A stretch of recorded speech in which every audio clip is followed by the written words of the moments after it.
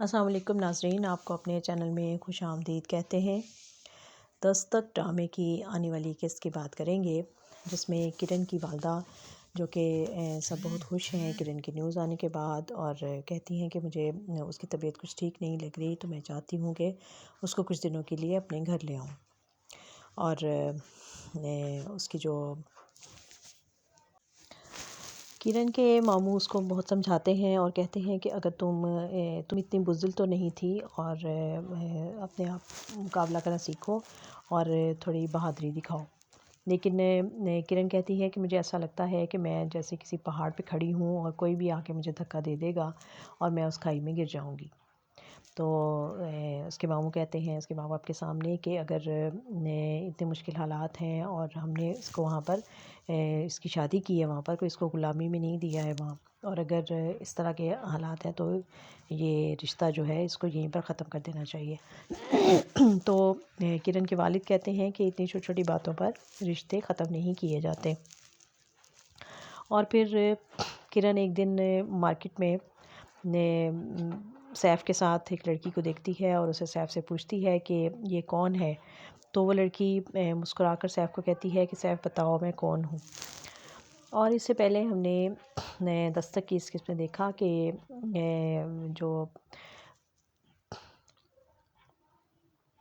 बड़ी परेशान है किरण, और सैफ़ के रवैये से, क्योंकि वो किसी वक्त भी उससे सही तरीके से बात नहीं करता, हमेशा गुस्से में रहता है और उसकी कोई ना कोई गलती ही उसके सामने आ जाती है और वो उसको डांटता रहता है। और फिर जब वो उसे ज़िक्र करती है कि मुझे अम्मी के पास जाना है, उनका फ़ोन आया था, वो मिलना चाहती हैं, मामू भी जाने वाले हैं, तो कहता है कि ठीक है तुम चली जाओ, लेकिन मैं नहीं जाऊँगा। लेकिन फिर बड़े मुश्किल से वो उसका प्रोग्राम बनाती है और वो दोनों जाते हैं, लेकिन वो बड़ी मुश्किल थोड़ी देर बैठता है और फिर वहाँ से उठकर आ जाता है। और फिर जब वो नाश्ते की टेबल पर आता है तो उसके वालिद कहते हैं कि ये इसने क्या हरकत की है, कल तुम क्या समझते हो अपने आप को। किरण के वालिद का फ़ोन आया था और वो पूछ रहे थे कि वो थोड़ी देर यहाँ बैठा भी नहीं, मेरे आने का भी इंतज़ार नहीं किया, और फिर वो इसकी जो मोहब्बत के किस्से हैं वो भी वहाँ तक पहुँच गए हैं। तुम क्या चीज़ हो, तुम क्या रोमियो हो, आज के दौर के हीरो रांझे हो या क्या हो, क्या समझते हो तुम अपने आप को। ये मसाइल जो हैं वो कैसे तुम्हारी ज़िंदगी के मसाइल हल होंगे, तो तुम ये क्या हुलिया बना कर रखा हुआ है तुमने। तो सैफ़ कहता है कि आपने शादी भी अपनी मर्ज़ी से की थी, और मैं क्या हुलिया भी तो आपकी मर्ज़ी का बना कर रखूँगा। तो वो कहता है कि अपने बहनोई को ही देखो, वो कितना ख्याल करता है अपनी बीवी का, तुम्हारी बहन का, और वो हमारे पास आता है, इज़्ज़त देता है हमें, और यहाँ इज़्ज़त से खुश होकर रहता है। तो सैफ़ कहता है कि वो पसंद करता है उसको, दोनों एक दूसरे को पसंद करते हैं इसलिए। तो बाप कहता है कि अब मैं ज़्यादा बातें नहीं सुनूंगा, अब तुम जाओ और जाकर किरण को लेकर आओ। और फिर सैफ जाता है और उसको लेने के लिए, और फिर जब वापस आ रहे होते हैं तो किरण उसका शुक्रिया अदा करती है कि आज आपने सबको टाइम दिया और खाना भी खाया, और आपका बहुत बहुत शुक्रिया। तो वो आगे से मुंह बना लेता है और ख़ामोश हो जाता है। और लेकिन जब घर आता है तो माँ बड़े अच्छे अंदाज में उससे मिलती है, बड़ा खुश होती है। घर के सब लोग जो हैं उनका रवैया उसके साथ बहुत अच्छा है स्वाए सैफ के।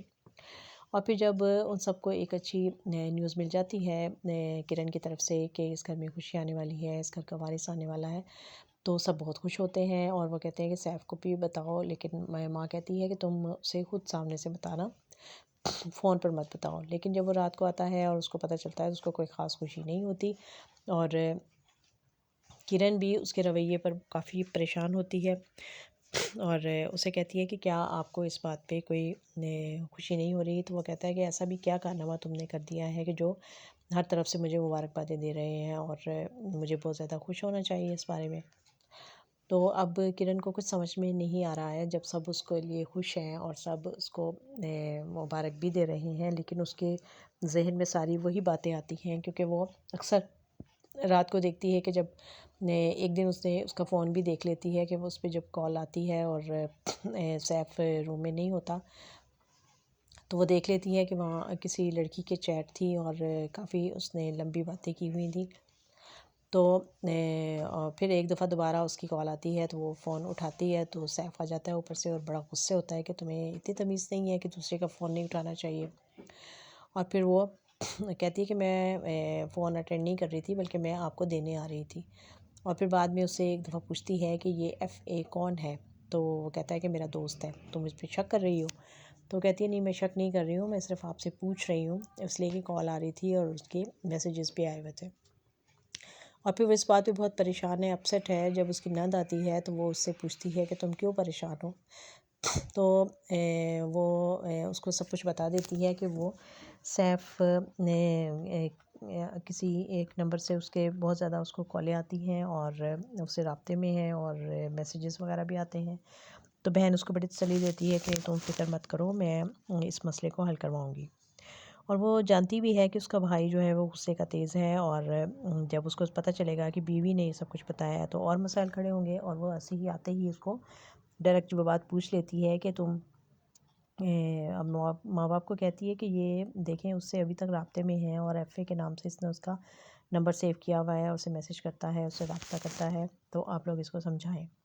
उसको और गुस्सा आता है, और फिर जब वो कमरे में जाता है तो वो सारा गुस्सा फिर किरण पर उतारता है। और अब किरण को कुछ समझ नहीं आ रही कि मैं क्या करूं, क्या घर जाके मैं कुछ बताऊं या ना बताऊं, क्योंकि सास ने उसको मना किया था कि देखो यहाँ की कोई भी बात जो है वो घर जाके अपने माँ बाप से मत किया करो, क्योंकि वो परेशान हो जाएंगे। और मियाँ बीवी के मसले तो ऐसे होते हैं कि जो हल हो जाते हैं और वो उनके ताल्लुकात ठीक हो जाते हैं, लेकिन माँ बाप के दिलों में ये बातें गिरा बन कर बैठ जाती हैं।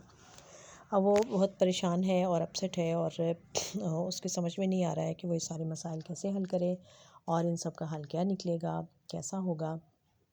देखते रहिए ये दिलचस्प ड्रामा, जिसमें कि आने वाली किस्तों में और ज़्यादा हमें नई गुत्थियाँ जो हैं वो उलझती हुई और कुछ सुलझती हुई नज़र आएंगी। देखते रहिए ड्रामा दस्तक।